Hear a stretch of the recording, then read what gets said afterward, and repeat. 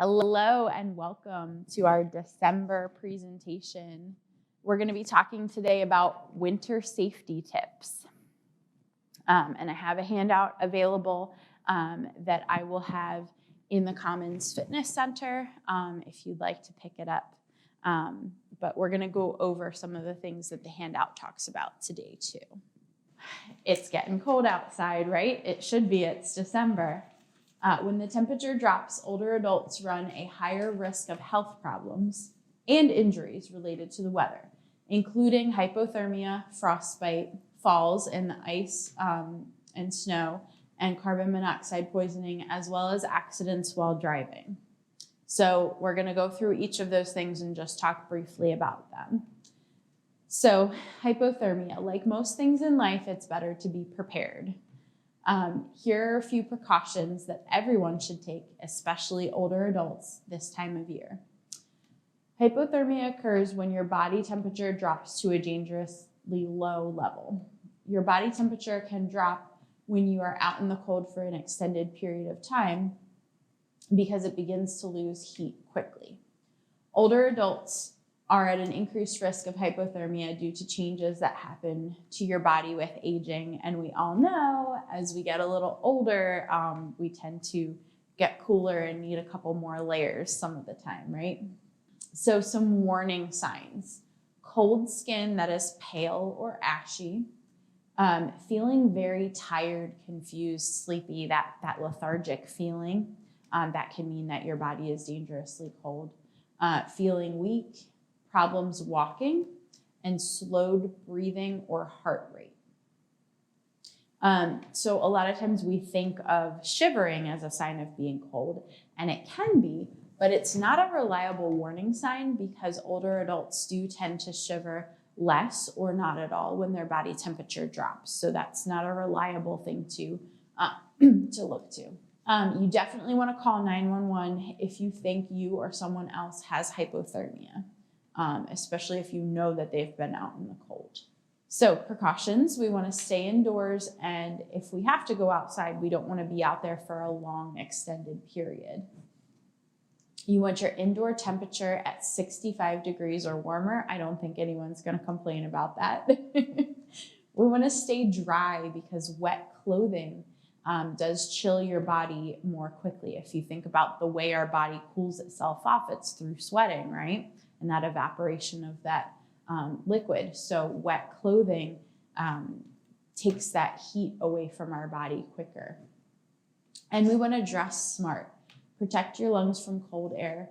Layer up. Wearing 2 or 3 thinner layers of loose-fitting clothing is warmer than a single layer of thick clothing. So you want to think about getting out those thermals.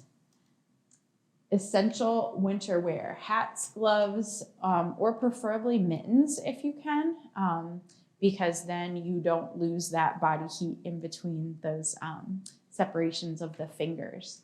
Your hand can stay warmer in mittens. A winter coat, boots, and a scarf to cover your mouth and nose, because we all know breathing in that cold air is a bit shocking for your lungs. Okay, again, related to that cold weather, we have frostbite. Frostbite occurs when your body experiences damage to the skin that can go all the way down to the bone. Extreme cold can cause frostbite. It's most likely to occur on body parts that are furthest away from your heart. So some common places include the nose, chin, ears, fingers, cheeks, and toes. In severe cases, frostbite can result in loss of limb. Lots of people have lost fingers or toes related to that. People with heart disease and other circulation problems are at a higher risk. So especially somebody that has diabetes or other issues of circulation where they don't feel certain parts of their body as much. They don't have as much sensation either in their fingertips, in their toes, places like that. Those are places that we would need to be checking if we're outside for any prolonged period of time. Okay, so what precautions do we need to take? We want to cover up all parts of our body. If your skin turns red or gets real dark or starts hurting, you need to go inside and get it warmed up right away. So again, some of the warning signs of frostbite are similar to our hypothermia, right? Because this is just a specific part of the body getting way too cold. Skin that's white or ashy or grayish yellow. Skin that feels hard or waxy, and numbness, not being able to feel that area of your skin. If you think you or someone has frostbite, you need to call for medical help immediately. If frostbite occurs, run the affected area under warm water, but not hot, because we need to warm it up slowly, okay? Okay, another common injury that can happen in the winter weather, which hopefully we won't have to worry too much about this around here, but it's injuries while shoveling snow.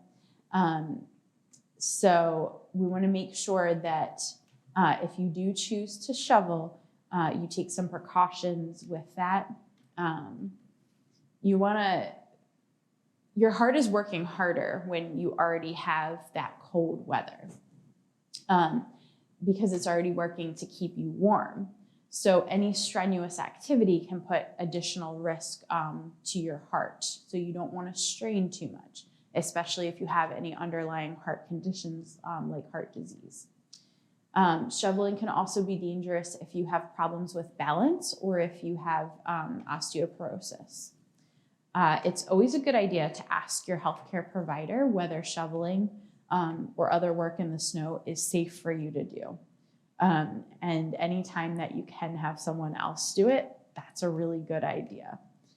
If you do have to shovel, make sure that you're not picking up too much snow at once. It's much better to just get a little bit and get that out of the way. It might take a little bit longer, but you won't have to exert yourself as much. All right, and then unfortunately, one of the biggest injuries that we see related to winter weather with older adults is falling. And there's multiple things that go into that, but we'll talk about a couple of different things today and some strategies that we can use to help to prevent that. So it's easy to slip and fall in the winter. I took a really nice spill right onto my rear end a couple years ago on some ice. It's super easy to do, can happen to anybody, especially if you're moving a little more quickly than you should be. So especially with the ice and snowy conditions, we can't always see if there's ice. So if it is wet out at all, or if there's snow or ice at all, or if it's even just cold enough for it, we need to make sure we're taking those extra precautions. So we want to make sure steps and walkways are clear before you walk, choosing a path where you know things are going to be clear. Be especially careful if you see wet pavement that could be iced over. Even if you don't think it's icy, you need to proceed as if it is. You want to clear away snow and salt the walkways. Thankfully here they do most of that for us, right? But still be extra cautious. You want to wear boots with non-skid soles. That's super important. And maybe if you've had your boots for a while and you're not sure if those soles look like they're really gonna help you and get some traction if you get on something slippery, they may need to be replaced, okay? This will prevent you from slipping. And then if you use a cane, you wanna make sure that rubber tip is not worn through, because that rubber tip would be helpful in the winter weather, but if it's worn through, then you're not going to have as much traction. The same thing with your walker. Make sure those skis are nice and fresh so that you haven't worn through, and that could definitely put you at more risk for falling. Okay, and sometimes you might want to consider an ice pick-like attachment that can fit onto the end of a cane for additional traction. I would really only recommend that for somebody that's going to still be out taking a nice walk outside when there is ice or snow. But as we're going to talk about, I'd rather most people find a different place, a different way to stay active when the weather is very bad. Okay, you know what, before we go on to that, I want to talk a little bit about the handouts. These handouts, there's 2 of them, and they go over some of the same information, but on the first one that's blue, it gives you some tips for walking safely in the winter weather. And then at the bottom, it says, do the penguin walk. So what do we mean by that? It gives you instructions here on what you want to do. So I'm just going to read those real quick. So you want to bend slightly and walk flat-footed. So where you'd usually have a nice heel strike and then come to toe off, you actually want to walk flat-footed. I won't tell you to do that any other time, but I will tell you to do that if it's if the weather's bad and there could be ice or snow.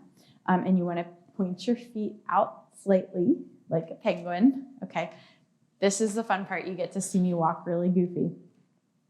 You want to keep your center of gravity over your feet as much as possible. When we walk normally, the center of gravity does not stay over that front foot. So when we're advancing our back foot forward, we have some period of time where our center of gravity is not over either one of our feet, it's in between. That's a really dangerous thing if you have icy ground, because as you go to move this foot forward, if that foot wasn't planted well, you can slip very easily. And then you want to watch where you're stepping, of course, and you want to take shorter shuffle-like steps. Again, this is the only time I'm going to tell you to land flat-footed and shuffle. And you want to keep your arms at your side, but not in your pockets, because you do need to be able to catch yourself.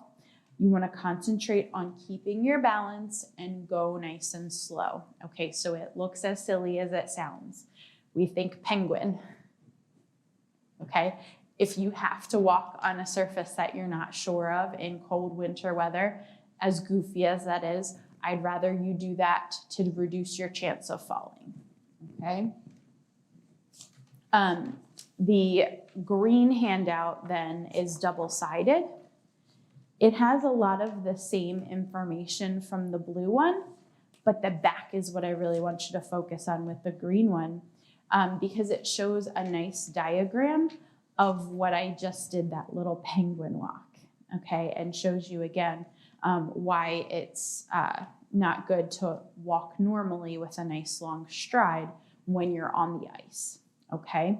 If you have any questions about the handout, I would love to go over any of that with you. So you can call me to set up a time, or you may be able to catch me over in the Commons Fitness Center during normal business hours. Okay, so we're gonna move on and we're gonna talk about some other increased risk factors during the cold weather. Fires and carbon monoxide poisoning, unfortunately, are more common during this time of year. It's common to use a fireplace or other heating sources, such as natural gas, kerosene, and other fuels. Unless fireplaces, wood and gas stoves, and gas appliances are properly vented, cleaned, and used, they can leak dangerous amounts of carbon monoxide, a deadly gas that you cannot see or smell. These and other appliances, such as space heaters, can also be fire hazards. So that's something to be aware of. Thankfully, we don't have to deal with a whole lot of that here. But it's something to be aware of with family members and loved ones at this time of the year too, making sure everyone's safe and aware of that risk. So some warning signs of carbon monoxide poisoning can include headache, weakness, nausea, vomiting, dizziness, confusion, blurred vision, or loss of consciousness. If you think you may have carbon monoxide poisoning, get into fresh air and get medical care immediately. Again, something you should be going over as safety with family members. And there's very inexpensive carbon monoxide detectors available as well. So you always want to make sure chimneys and flues are inspected. They should be inspected annually. Open a window when using a kerosene stove, just a crack will do. Again, we're not using that here. We're talking more about our families in the community. Placing smoke detectors and battery-operated carbon monoxide detectors in strategic places, especially in areas where you use fireplaces, wood stoves, or kerosene heaters. And we want to make sure space heaters are at least 3 feet away from anything that might catch fire, such as curtains, bedding, and furniture. Never try to heat your home using a gas stove, charcoal grill, or other stove not made for home heating. Again, these are all pretty straightforward, but still worth mentioning.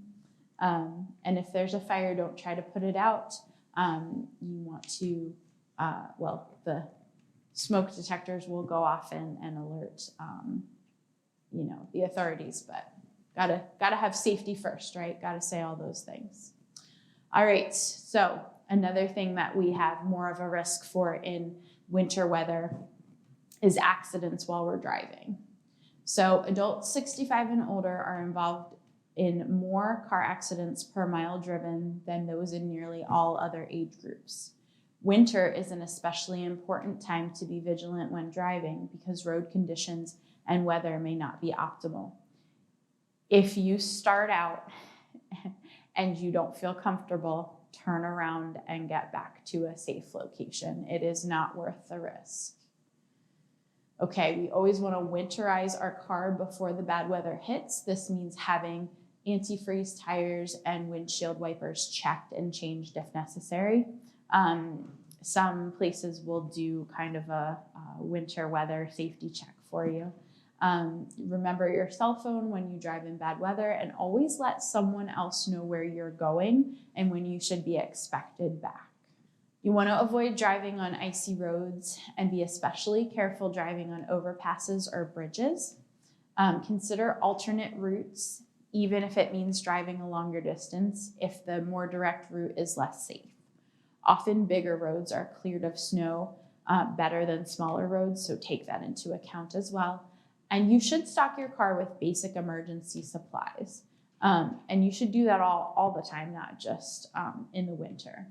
So as the temperature drops, older adults are at a greater risk of health problems and injuries related to the weather. By taking additional precautions and implementing some simple preventative measures, these risks can be greatly diminished. Everybody stay safe this winter since we're actually going to get winter this year. I didn't do my typical winter safety presentation last year because they were calling for such a mild winter, and it was mild, but my daughter's very excited to see some snow this year. So hopefully we can all stay safe and avoid our risk by not going out if we don't have to, and using some of the indoor options that are available here, such as the indoor track, when the weather is not great. Thank you so much for watching, and thank you for attending.